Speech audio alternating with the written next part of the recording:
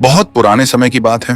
एक शहर था जहां मिट्टी के घर, तंग गलियां और लोगों की आंखों में जिंदगी की थकान साफ दिखाई देती थी। उसी शहर के एक सादा से घर में दो भाई रहते थे, असलम और अकरम।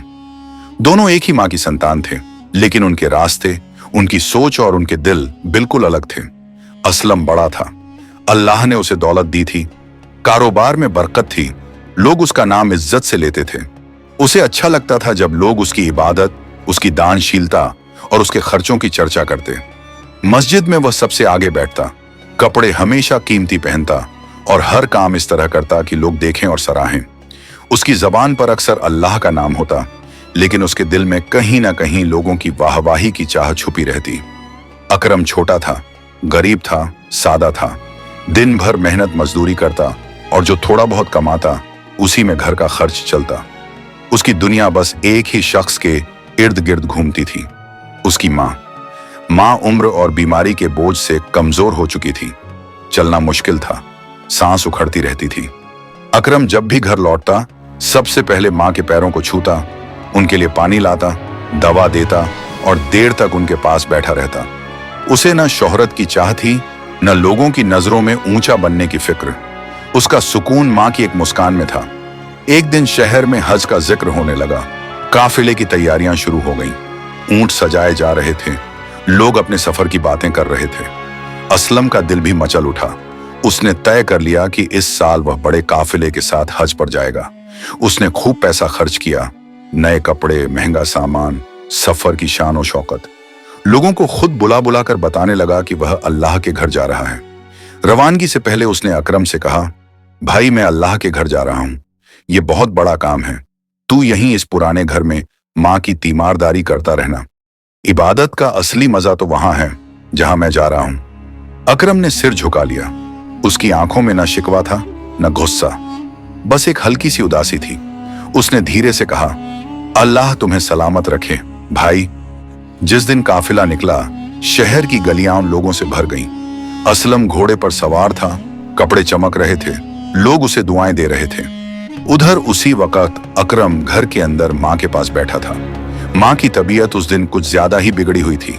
अकरम ने उनके सिर पर हाथ रखा और धीमी आवाज में दुआ पढ़ता रहा, जब तक बाहर से काफिले की आवाजें दूर नहीं हो गईं। असलम का सफर लंबा और कठिन था। रेगिस्तान की धूप, रातों की ठंड, रास्ते की थकान, सब कुछ उसने सहा। लेकिन हर मुश्किल के साथ उसके दिल में यह ख्याल मजबूत होता गया कि वह कितना बड़ा नेक काम कर रहा है। जब वह मक्का पहुंचा, उसने इबादत की, तवाफ किया, लेकिन उसके दिल में अजीब सी बेचैनी बनी रही, जिसे वह समझ नहीं पाया। इधर घर में हालात और सख्त हो गए। माँ की बीमारी बढ़ती गई, दवाइयों के पैसे पूरे नहीं पड़ते थे। अकरम ने अपना थोड़ा सा सामान बेच दिया। कई दिन ऐसे आए जब उसने खुद आधा पेट खाया ताकि माँ की दवा पूरी हो सके। कई रातें वह जागता रहा, कभी माँ को दर्द में कराहते देखता, कभी उनके माथे से पसीना पहुंचता। थकान से उसकी आंखें लाल हो जाती, लेकिन उसकी जबान पर शिकायत नहीं आती। हर सांस के साथ वह बस यही कहता, या अल्लाह मेरी माँ को शिफा दे। एक रात माँ ने कमजोर आवाज में कहा, बेटा तू बहुत तकलीफ उठा रहा है। अकरम ने मुस्कुराकर कहा, अम्मी आपकी सेवा ही मेरी इबादत है। हज के दिनों में एक रात असलम बेहद थका हुआ था।